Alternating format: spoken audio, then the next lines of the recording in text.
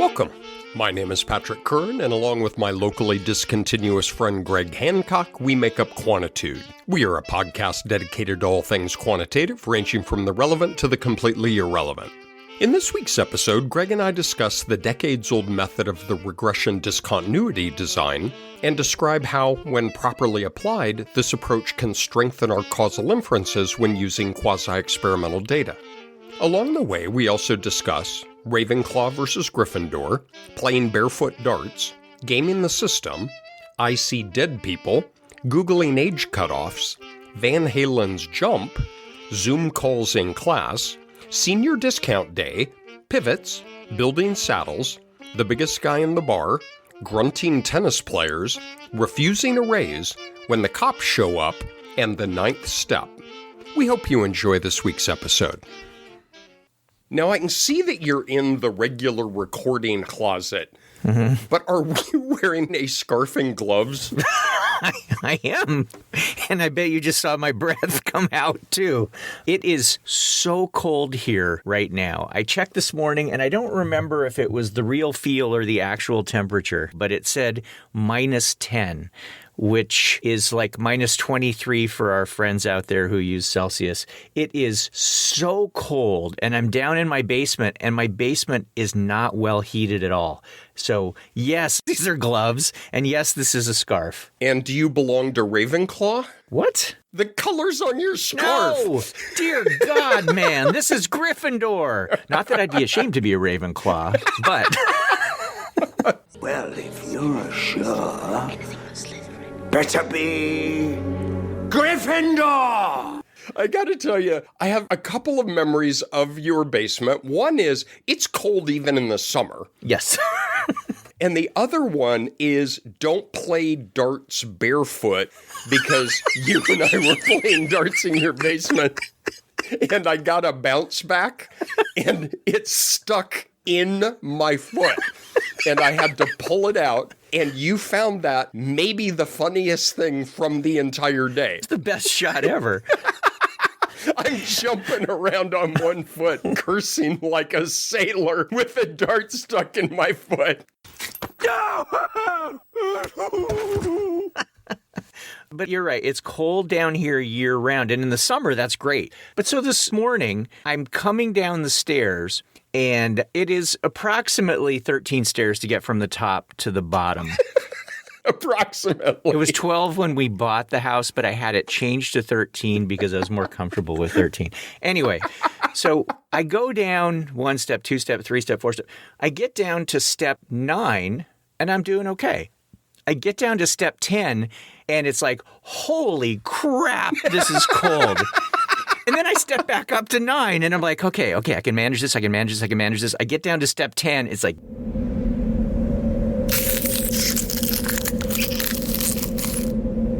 So I went back upstairs. You didn't comment on this, but I have 3 jackets on, in addition to my not Ravenclaw scarf and my gloves. But anyway, that 10th step, you come down those stairs and you will feel it. So speaking of arbitrary cut points, were you able to game the system to get 2 more kids in your class so you got a TA? So what Patrick's alluding to, and it might be the case at a lot of people's universities out there, but at our university, for undergraduate courses, the university will provide a TA for you when you hit a certain number of students. Because obviously, as the class gets bigger, support would be very helpful. At least that's the idea, that they'll get a better educational experience.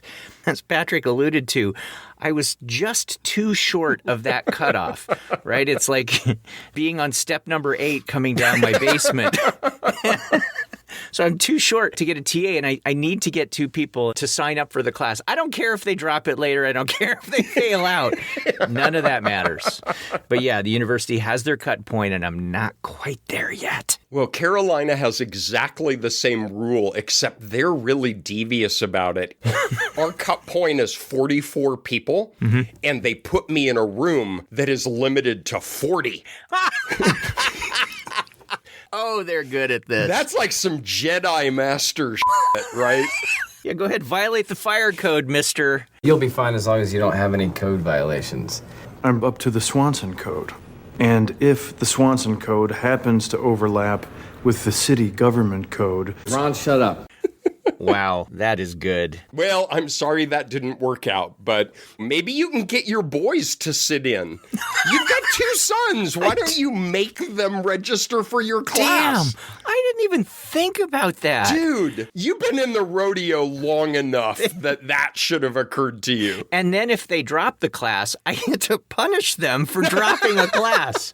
Win-win. Right at this moment, multiple people are sitting in traffic and have the same thought they have every time we're about 6 or 8 minutes in, which is, where in God's name is this going?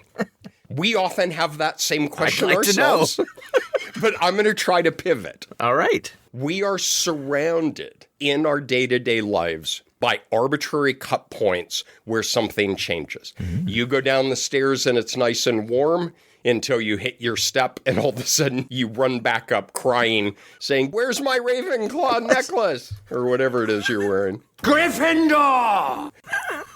There's you trying to make your boys enroll in your class just so that you don't have to grade papers. This happens to us all the time. And I got to tell you, it gives us an opportunity to think about causal inference in a really creative and unique way that's been around for 60 plus years. And that is the regression discontinuity design. Exactly. So there's not a lot of interesting research question associated in my basement with taking that step from 9th to the 10th. But someone could ask the interesting question about whether the provision of a TA at student number 44, do we see a difference in the performance of the students in the class when there is a TA? And we've got all of these class sizes that go up to 43 and are jammed into rooms that can't hold more. But then we have the classes that have a TA above that, and we have the very interesting question about whether or not the provision of the TA makes a difference. You had this great example about your kids' birthdays and enrolling them, was it like in kindergarten? Yeah, it was kindergarten. There's a 20-minute story on this because it is pretty funny, the details. But the accelerated version is pre-kid, my wife and I lived out in the county. We had twins. They were 3 years old, 4 years old. We wanted to move back into Chapel Hill for the school districts. I knew that the cutoff date to be 5 for kindergarten was October 15th. Mm-hmm. So we bought a house. We moved into Chapel Hill. We went to register our kids for kindergarten. We had the paperwork, and it says, check here that your child is 5 years old by September 1st. My kids were born 72 hours after that. My wife looks at me and said, "You said it was October 15th. And I was like, I don't know. I don't even know where I came up with that date. But we bought a house and moved. And I had not even Googled what is the age cutoff, but we had to scramble and find a year of pre-K because of a 72-hour window of when my kids were born. And so you may want to ask yourself, is it better for kids to wait longer to start kindergarten or start earlier, right? It's a causal inference question. Yeah. We could say, well, let's look at all the kindergartners who started early. Let's look at all the kindergartners who started late. In your case, we take all the classes that don't have a TA, and we take all the classes that do have a TA, and we look if there are differences on some outcome variables that we're interested in, all right? That's not a great idea necessarily, because there are not only differences in the class size of do you have 20, 30, 40, 60, 80, but you're in a bigger room. Maybe you meet at a different time. Maybe you have different assessment methods because you have a larger class. There are all these possibilities that are going on. And your goal is to try to isolate the effects of having a TA versus not having a TA. We can think about a bookend when we're making causal inference. On the very far left, you get a random sample you randomly assign. It's double-blind to condition, just old school randomized clinical trial. Then on the very, very far right is what a lot of us do in this gig. You just kind of let people walk in and you talk to them and you let them go home, right? And it's an observational study.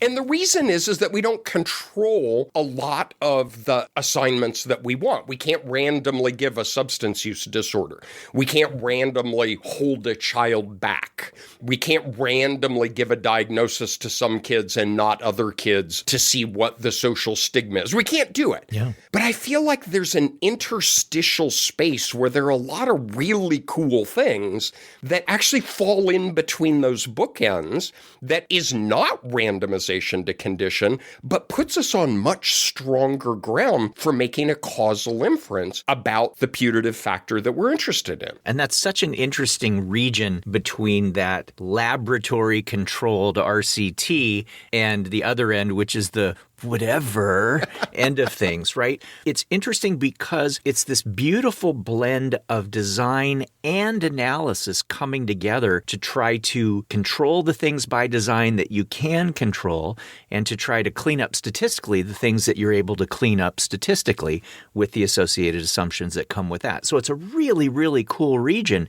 And somewhere in the middle there is this regression discontinuity design, where in the example that we talked about, you get classes with 41 kids, no TA, 42 kids, no TA, 43 kids, no TA, 44, the clouds part, and this TA floats down from heaven. And then you've got classes of 45, 46, 47, all of whom have a TA.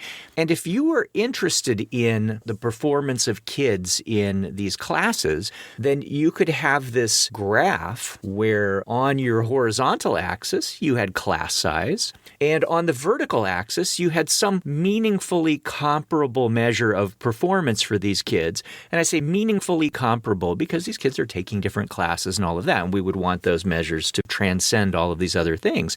And it would make a lot of sense that there's a relation between class size and how kids perform. I mean, historically, the smaller classes give you the more personal attention, and kids tend to perform better. At least that's how people like to think about it. And then as your classes get more and more bloated, they're harder to manage for the instructor. It's harder to deal with all of the grading. It's easier for the kids to be off task, looking at their phone, whatever. I had a student having a Zoom call in the back of my class.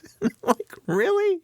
But anyway, as the classes get bigger and bigger, you might expect that there's less attention, harder to be a good instructor, and then the performance winds up going down.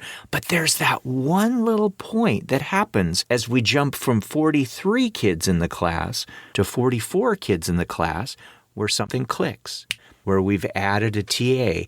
And for all of the stuff that goes on below that cutoff and all of the stuff that goes on above the cutoff, as we get closer and closer to that cutoff, that's really what we want to understand right there. A term I kind of like that you encounter sometimes is local randomization, which is it's still not randomized. But when you're right on one side of that cutoff and right on the other side of that cutoff, we can think of that with caution and robustness checks and some other things that we can do. But is there really a systematic difference between 43 and 45? Or are those pretty comparable right near that cutoff? Yeah. And then that's where things get interesting, right? But I got to tell you, Hancock, we really should start doing another special kind of episode, which is I See Dead People. And this is another one where when you start getting your head around this, you see this all the time. I see dead people all the time. There are anti-discrimination laws that only come into effect for companies that have 15 employees or more. Well, what about 14 employees compared to 16 employees? Summer school for kids, remedial summer school, they fall below a cut point on a skills assessment test. Blood pressure meds. You're above 140, your doc is going to talk to you about blood pressure meds. National Merit Scholarship, summa cum laude distinction. Even like discounts at a museum based on age, right? Yeah. How would we know about that? Well, you know what's funny is the local grocery store here is Harris Teeter, and I think Wednesdays is senior day, and I got my senior discount. I don't qualify for it quite yet. I'm staring it down, right? I can see the mast of the ship over the horizon, but I'm sitting there holding my receipt, and I was like, but I still saved $8. That's right. It's that tension between being offended they thought you were older, but also being a cheap bastard. Yeah, it's $8. $8 is $8. But necessity being the mother of invention, we can trace this back to 1960. And there's a lovely paper. We'll put the citation up. I recommend you read it or assign it in class if you do a research methods class. It's really remarkable, lovely paper. And it's by Thistlethwaite and Campbell. All right. And it is the Campbell of Cook and Campbell. Yes, Campbell Stanley, Cook and Campbell. Yeah, another person who makes me feel horrible in the complete and total lack of contributions I've made. But in 1960, they had a substantive problem that they were trying to address, and that was they were looking at what is the impact of a kid getting the designation of a National Merit Scholarship. And they wanted to know what were the downstream impacts. Was there some kind of motivation that it would give them, or it would change their career aspirations if they were a National Merit Scholar versus not? Well, it's based on an a priori fixed cutoff on a standardized test. And they could have just said, well, do you get the merit scholarship or not? And compared the two groups. But there are all the other things that are going on that would distinguish those two groups. And they didn't want to know just were the two groups different. They wanted to know what was the causal impact of being identified as a National Merit Scholar. There's absolutely no randomization going on.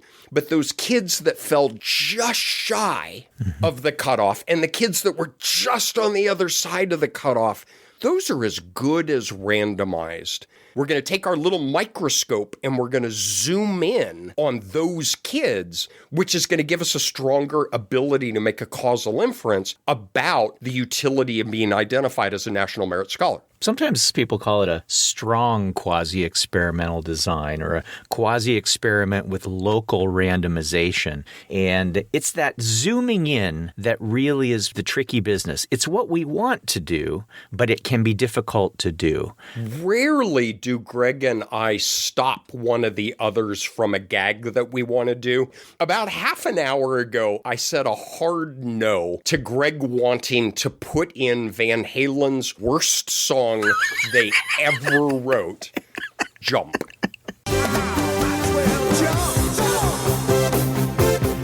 Oh my God, it's terrible. Greg wanted to weave this in through the whole episode, and I played that one card that I get a year. No, we are not going to do that. But the genesis is you follow this line that Greg described that's nice and continuous in this XY axis. And when you hit that cut point, is there a... Go ahead, Greg.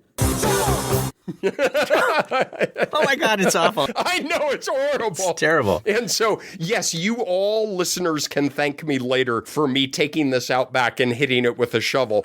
But you really do look for this discontinuous jump. One might almost call it a regression discontinuity. Oh? Might as well jump. Oh, you're right. It's irritating to me. The second song of their first album is what any serious guitarist learns. It is the best guitar solo of all time, the song Eruption.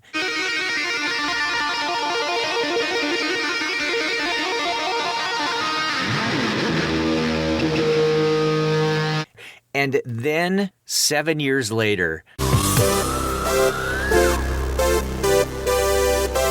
Yeah. Oh my God. All right. Okay. Back on track. Back on track. You saved $8 at the grocery store? That's okay. amazing. So what Greg just did is put in a pivot so that if we cut that whole thing, it will give us a pickup point as if I had never spoken.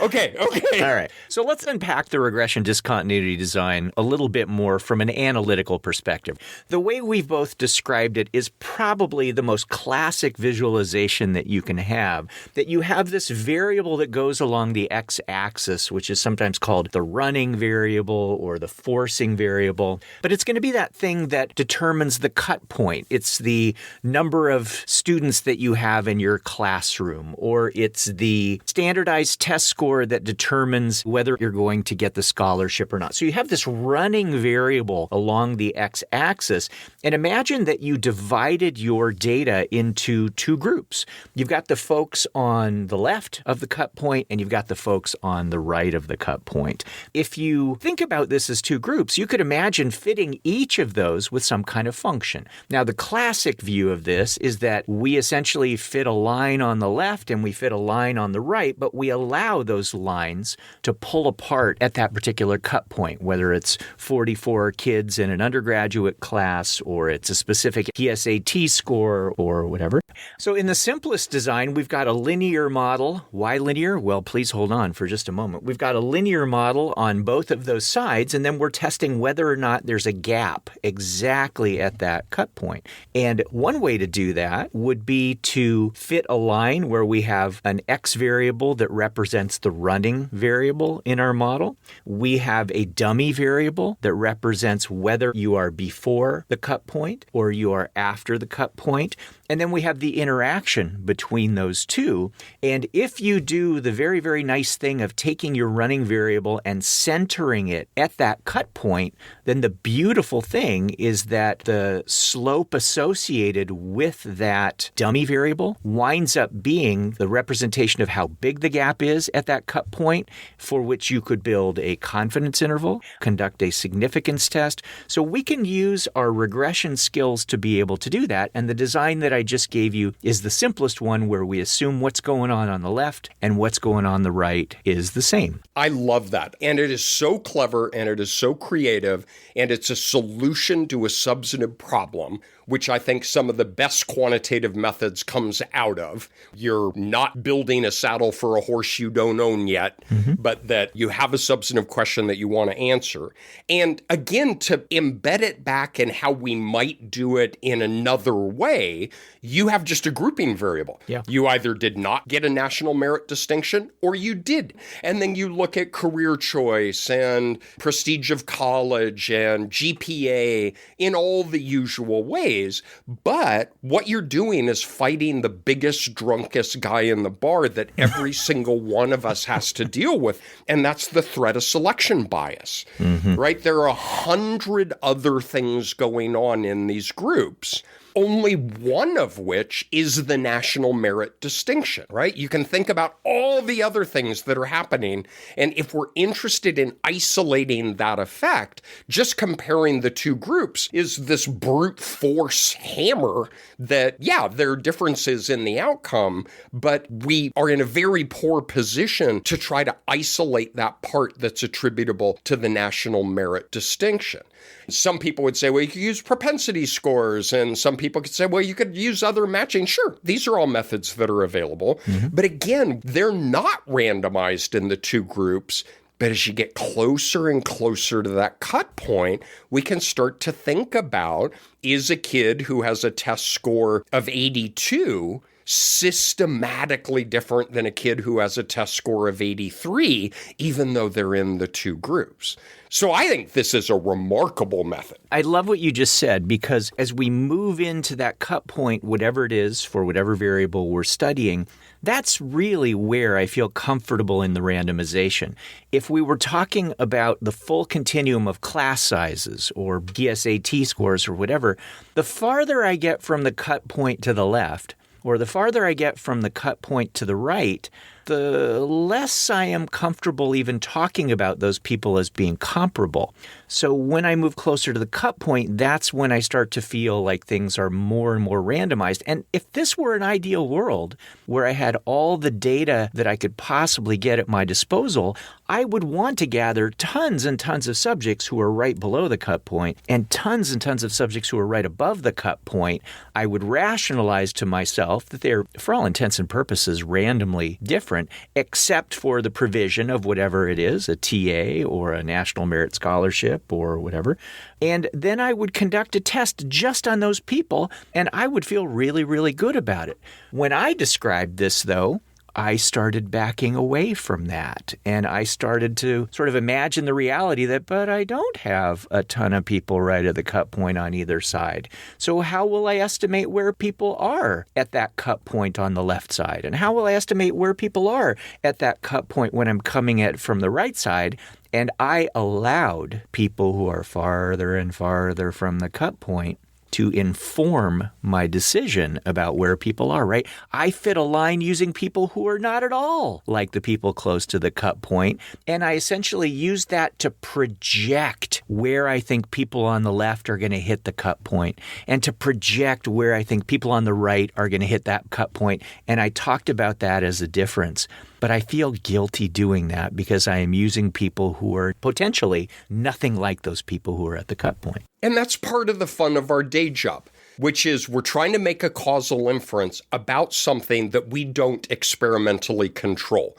So I view it as a tennis game almost. You've got a selection bias as it comes back, and you're like, oh yeah, and you grunt, right? Those guys are like, when they hit it back. You grunt and hit it back, and you say, well, we're going to look at a local. And then reality goes, and hits it back. And says, well, in your sample, you only have 3 people on either side of that cut point. And you go, then I'll make the neighborhood bin wider. And they go, but now those don't have local randomization anymore. I mean, yeah, this is what we do. Greg laid this out, but to be super clear, picture an XY axis, continuous variable on both. Let's say that there's a single line that is positive, all right? As you go up, so your x-axis is your test score, y-axis is some kind of prestige of college, whatever it is. There's a positive relation. Now, there's a vertical line at the point where the distinction is made for National Merit Scholarship versus not. Just do a logical thought process. If that regression line just powers right through that cutoff and it's exactly the same, well, there's not a lot of evidence that the distinction has a big difference. Right. But if you go up and it hits that vertical line of the distinction point, and all of a sudden the intercept of that line jumps up. That is the regression discontinuity. But as Greg is alluding to, now we're off to the races because, well, should it be a line on both sides or should it be something else? How far out do we look around that cut point? Because if there are only a couple of kids on each side, we don't want to be making inferences about the causal effect of national merit distinction if we're studying 2 kids on the left and 2 kids on the right. This is a vexing problem, but this is the fun part. And I don't know what the answer is. And people spend a lot of energy trying to figure out, if I'm not going to use all the kids on the left or all the kids on the right, how close do I stay, right? And you use the term bin, and that's exactly what you're trying to figure out. How big a bin do I make where I include kids and I tell myself, yeah, these kids are all pretty much the same on the left, and all these kids on the right are pretty much the same. So, how wide is that? And that's a decision that is a substantive one. It's very much tied to the variables that you are measuring, how well you're measuring those variables, how many subjects you wind up getting in those particular bins. And, if you made a bin that was just a couple of X values to the left and a couple of X values to the right, you could imagine fitting each of those with their own tiny little regression lines. And if there were enough subjects in that region, you would probably feel a lot more comfortable that you were characterizing what's going on near the cut point than if you were backing off and choosing kids with really, really low scores and kids maybe who are pegged up at the top. We're also assuming, at least in the way I'm talking about it, that what's going on the left and what's going on the right is functionally the same. I mean, it might not be, right? They might both be characterized by linear processes, but the slopes might be very, very different. So we have the ability to include some more interaction to be able to allow a slope on the left and a slope on the right to differ if we're in the linear world. But who says we have to stay in the linear world, right? Right. The function that you have on either side, you really can go nuts with that. Someone could say, we fit a fourth order polynomial on each side of these kinds of things. And you don't want to be doing that. I mean, honestly, you don't want to have some function that zigs and zags up and down. Jump up and get down. Because it might as well be zigging and zagging up and down right at your cut point. So you have to try to discern whether or not what happens on the left and the right of the cut point is a function of this variable that you're interested in, this treatment variable, or if it's a natural zag, or is it zig, in your function. And the higher order polynomials that you have, those just jump right over that barrier and couldn't care at all. So I think you have to be really careful with some of those higher order functions, and maybe quadratic. I don't know. I'm hard pressed to buy into a cubic. So I'd say there's caution regarding the functional form. But the other thing I would mention, which you alluded to at the very beginning of this episode, is the idea of me getting my two sons to sign up into the class. You're pissed that you didn't think about that. It's brilliant. Folks, Dear when I God, said that, brilliant. I just made it up as we were talking. And in Greg's face was like, I could have done that. God bless. Yeah, that's right. So when someone is near the cut point, we have to worry that there isn't gamesmanship going on at that point. If you think about a teacher rounding a score up to help a kid graduate, or rounding a score down to help a kid qualify for some extra assistance. If you think about the baby who is slightly over 1,500 grams in birth weight, and they report it as something slightly lower to be able to qualify that baby for extra medical care. If you think about the professor who gets a couple of more people to sign up for a class to be able to qualify for a TA, we make an assumption that there is no manipulation that's occurring right around that cut point. And I have to say, sometimes that is a pretty big pill to swallow. There's a companion piece to that, an equally strong assumption that you don't set the cut point based on the distribution of the scores themselves. So you can't look at your distribution of scores and say, if I put the cut point here, then it will give me this nice division that I want. Those two processes have to be independent. Great point. And we're not getting into all the weeds here. We really just want to open the door and expose you to this very cool possibility for you. But part of the process is often a pretty critical examination of the distribution of that running variable and checking to see if you got this big donut hole right below the cutoff because someone has manipulated to put people above, right? We want to check for balance in that distribution. And if we don't observe that, then there might be some other things going on that we will at the very least have to find a way to correct for or accommodate in our analyses. That's a great observation, because if just below the cut point there are no observations, then you might start thinking things are being wiggled around.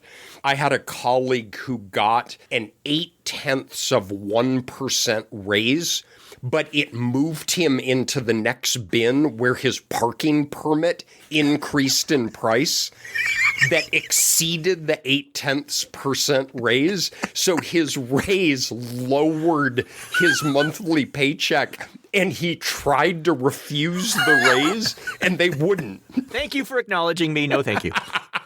So there are a lot of papers, really, really good work in this area that makes recommendations of how to do it. Kind of a triplet that is commonly recommended, and I really like this, is one is just start with graphical analyses, is just put smoothed lines in, change Greg used the term bin, a term I like that's similar is neighborhood.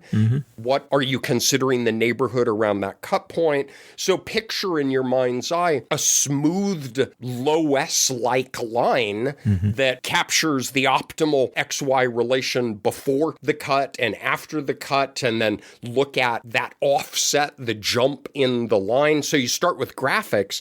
Then step 2 is there are a boatload of technical things that you can do. And we're not going to cover these here. There are different methods of estimation. Some are kind of formal likelihood based, some are least squares based, some are Bayesian. So there's a lot of formal model fitting, evaluation, comparison that we can do. But then step 3 is what we should all be doing anyway, but it's kind of beat the snot out of it in robustness.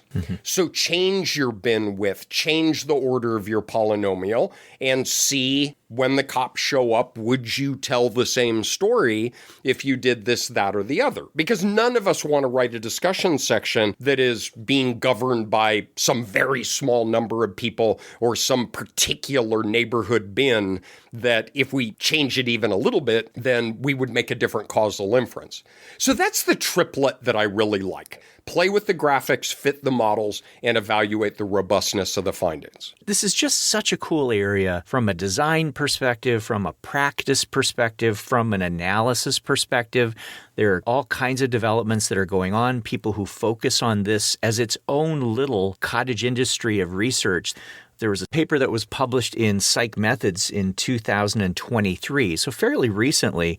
It's a great paper by Jim Soland, Angela Johnson, and Eli Talbert, and it's regression discontinuity designs in a latent variable framework, where they did a couple of things. One is they took this traditionally regression and GLM rooted technique, and they imported it into the structural equation modeling framework, which is a nice thing to be able to do. But once it's in the structural equation modeling framework, it allows us to extend it to latent variables as well, things that have measurement error, that have indicators. So it's a nice expansion of what we're talking about right now, at least in one particular direction. And it just sort of symbolizes some of the cool stuff that people are thinking about right now. What it's a good reminder of is all the other stuff that we need to think about in causal inference and design and analysis apply here as well. We need to think about reliability. We need to think about proper model specification. We need to think about robustness and sensitivity. But a big one that is particularly salient here is there's always a trade-off between internal validity and external validity. So internal validity is the validity of the causal inference that you're making. If we are saying being distinguished as a national merit recipient helps you have confidence where you apply to a higher ranked school, whatever it might be. If we're going to say that that has some causal impact unique above and beyond other factors at hand, internal validity is, are you right, or are you claiming one causal effect when it's actually due to something else? Your parents are just wealthy, and if they had raised you in a dog crate, you'd still go to Yale. You're fine. They were put in boxes and they came out all the same. That's internal validity, but external validity is the generalizability of findings across person, place, and time. Well, we've talked a little bit about zooming in and out on this neighborhood around the cut point. Well, the more we zoom in, the greater confidence we have that there's local randomization and that we can isolate a causal effect for this national merit distinction. But the more we zoom in, the more limited we are in the external validity of that finding, because we're looking at fewer and fewer and fewer people, and not just in numbers, but they're more and more and more homogenous. Right. So there's always this issue of a hydraulic relation between greater internal validity may limit external and vice versa. That's not a general rule, but it's not uncommon. So we got to keep our head up about that as well, because we don't just want to say in this sample for this cut point, we see a difference between these kids. We want to say these merit distinctions are more than just a little ribbon to put on your bulletin board. These really do have a causal impact on that educational trajectory this child is now going to follow. And we want to generalize that more broadly than just our own sample. That is a great reminder that all of this is embedded within the real world, and our goal is to be able to make broadly useful claims. So I'm really glad that you mentioned that. I love this stuff, and it's the same of a lot of things we've talked about. It can be applied to existing data, archival data, but I gotta tell you, the real power is designing a study in anticipation of this, because you can build in protections against some of the things that we've been talking about, where local neighborhood to that cut point, if you have very sparse data, it is going to undermine the confidence that you have in that jump of the line. But if you can build in a design that would, while not violating the other assumptions of the model, fill in those observations across that cut point, then you're going to be in better shape when you go to actually fitting the models. I was going to show you the OK symbol with my fingers to show you that I was agreeing with what you're saying, but I can't feel my fingers anymore.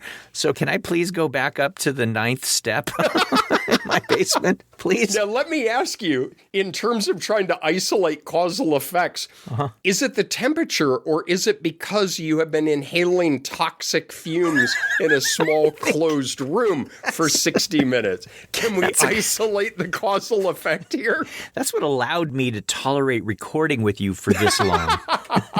Hey, thanks, everybody. I hope there is some arbitrary distinction in your week that makes that regression line jump in your happiness. No. Take care, everybody. Bye. Thanks so much for joining us. You can subscribe to Quantitude on Apple Podcasts, Spotify, or wherever you go for things to make you jump, or maybe keep you from jumping. You can also follow us on X, Blue Sky, or Instagram, where we are at QuantitudePod, and visit our website, quantitudepod.org, where you can leave us a message, find organized playlists, show notes, syllabi, and other fun stuff. And finally, get cool Quantitude merch, like t-shirts, hoodies, mugs, notebooks, and stickers, from redbubble.com, where all proceeds from non-bootleg authorized Quantitude Pod merch go to donorschoose.org to help support low-income schools. Today's episode has been sponsored by other cut points that just might cause a jump, like your NIH grant application's impact score. 29, high impact, chance of funding. 30, high impact, fingers crossed.